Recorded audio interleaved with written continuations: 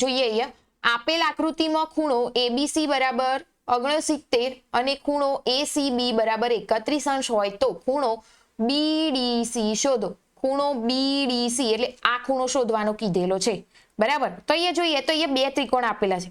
એના પરથી આપણે એક ત્રિકોણની અંદર બેના માપ આપ્યા હોય તો ત્રીજું માપ આના પરથી શોધી શકાય. તો અહીંયા લખાય ત્રિકોણ ABC માં ખૂણો A, અહીંયા ખૂણો B અને પ્લસ ખૂણો C બરાબર 180. ત્રિકોણના ત્રણ ખૂણાનો સરવાળો 180 થાય. અહીંયા પણ ખૂણા એનું માપ આપેલું નથી એટલે આ ખૂણો શું કહેવાય? BAC કહેવાશે. પ્લસ ખૂણા B નું માપ 69 પ્લસ ખૂણો C એટલે 31 બરાબર 180 અંશ. અહીંયા અંશ લખી દઈએ. ખૂણો BAC પ્લસ હવે 69 પ્લસ 31 એટલે કેટલા થાય? 100 થશે. 100 બરાબર 180. તો ખૂણો BAC બરાબર 180 અંશ. 100 આ બાજુ જાય તો માઇનસ થઈ જાય.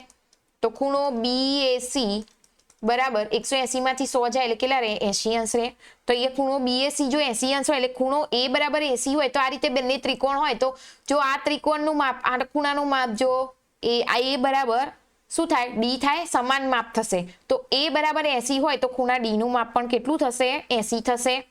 કેમ કે આ કેમ બે ખૂણા સરખા થયા? તો એક જ વૃત્તખંડ પર આવેલા ખૂણાનું માપ હંમેશા કેવું હોય? સમાન હોય. ખાસ યાદ રાખજો. તો અહીંયા લખી શકાય કે BAC બરાબર આ રીતે લખી દઈએ પહેલા BDC માટે જો આ 80 અંશ હોય તો આ પણ કેટલા થાય? ખૂણો BDC બરાબર કેટલું? તો 80 અંશ થશે. આ આપણો ફાઇનલ આન્સર. બરાબર. ખાસ યાદ રાખજો, એકદમ ઈઝી દાખલો છે, પરીક્ષામાં પૂછાય એવો છે. ત્યાર પછી નેક્સ્ટ જોઈએ